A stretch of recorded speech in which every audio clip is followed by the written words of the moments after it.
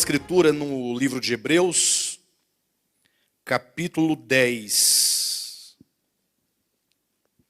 Capítulo 10 de Hebreus. Vamos ler do versículo 32 até o capítulo 11, versículo 3. Capítulo 10 de Hebreus, a partir do versículo 32, entrando para o capítulo 11, até o versículo 3. Que diz assim: Lembrai-vos, porém, dos dias anteriores, em que, depois de iluminados, sustentastes grande luta e sofrimentos. Ora expostos como em espetáculo, tanto de opróbrio quanto de tribulações, ora tornando-vos coparticipantes com aqueles que desse modo foram tratados, porque não somente vos compadecestes dos encarcerados, como também aceitastes com alegria o espólio dos vossos bens, tendo ciência de possuirdes vós mesmos patrimônio superior e durável.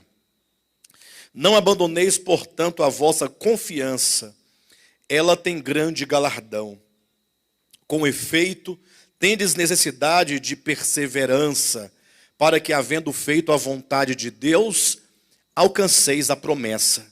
Porque ainda dentro de pouco tempo, aquele que vem virá e não tardará. Todavia o meu justo viverá pela fé. E se retroceder, nele não se compraz a minha alma. Nós, porém, não somos dos que retrocedem para a perdição. Somos, entretanto, da fé para a conservação da alma. Capítulo 11. Ora, a fé é a certeza de coisas que se esperam, a convicção de fatos que se não veem.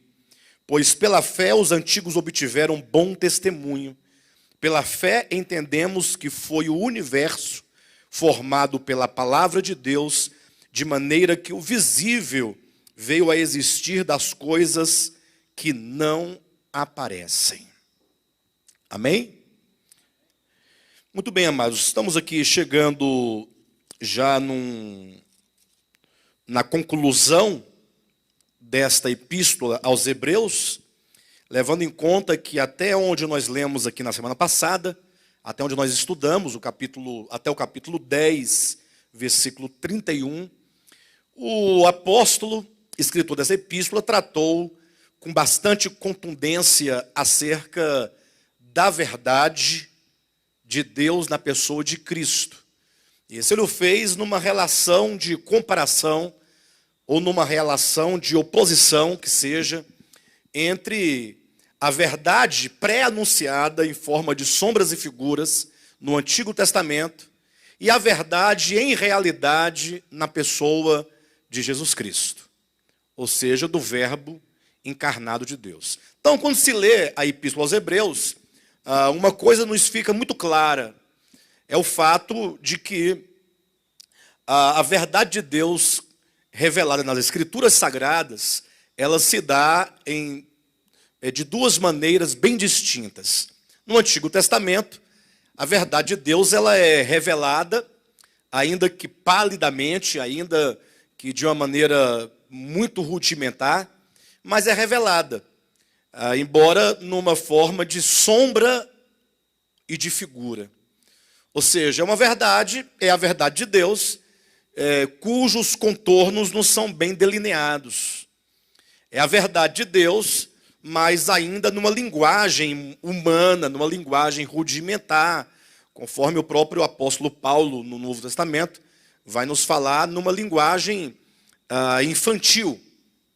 Ou seja, a verdade de Deus revelada no Antigo Testamento, ela ainda não podia ser claramente compreendida, como ocorre quando se é revelada no Novo Testamento. Porque no Novo Testamento, essa verdade, ela agora chega em realidade na pessoa de Jesus Cristo.